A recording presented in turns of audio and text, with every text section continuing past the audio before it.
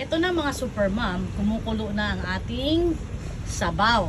So ngayon, maglalagay tayo ng paring beef Knorr cubes. Maglalagay ako ng isang beef Knorr cubes and pork Knorr cubes. Ito na. Ayan o. Nandito na rin ang kamatis, sibuyas, at gabing pampalapot. Ayan. Ihuhulog ko na para habang pinapalambot natin ang karne, ay lalambot na rin yung gabi at maglalasa na rin ang kamatis at sibuyas. Yan. Ngayon, hintayin na rin natin ito kumulo hanggang sa lumambot ang karne.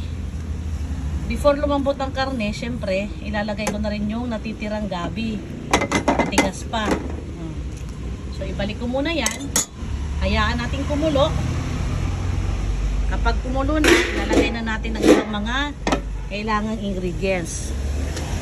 So ngayon, ngayon, naku, nangialam na. Nangialam na, Jason. Masisira na yan. Ibalik mo muna dyan. Inayos na yan ni Tito Jason eh. Ngayon, hihiwain ko na ang labanos. Ayan. Masisira, kabibili ko lang. Ang kulit talaga, uy.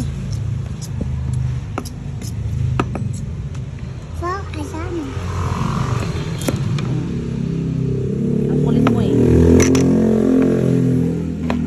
Ihanda ko na rin itong labanos.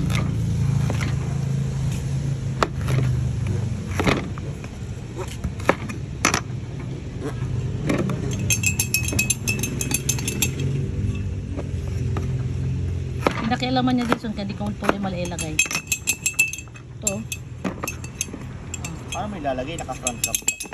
Uy, babasag yung ano ko. Ito talaga apo ko, Diyos ko Lord. Napakaligalig talaga. Ayan.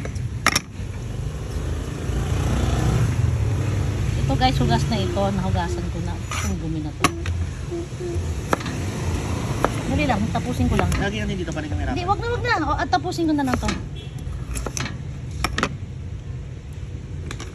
Ayan. Isusunod ko naman ay ang gabi. Ay, magsampay kayo ni tito mo.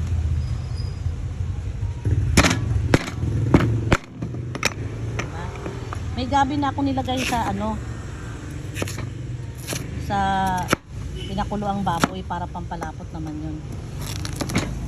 Ito, pandagdag to mamaya sa hook para may makakain pa rin ng buo-buo. Kasi yung nilunod ko, malulusaw yun eh. Madudurog yun kasi pampalapot nga yun. Ayan.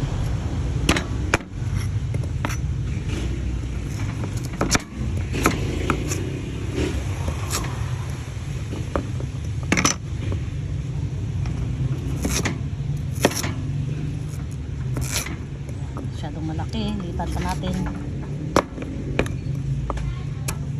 Ayan. So tapos na tayo.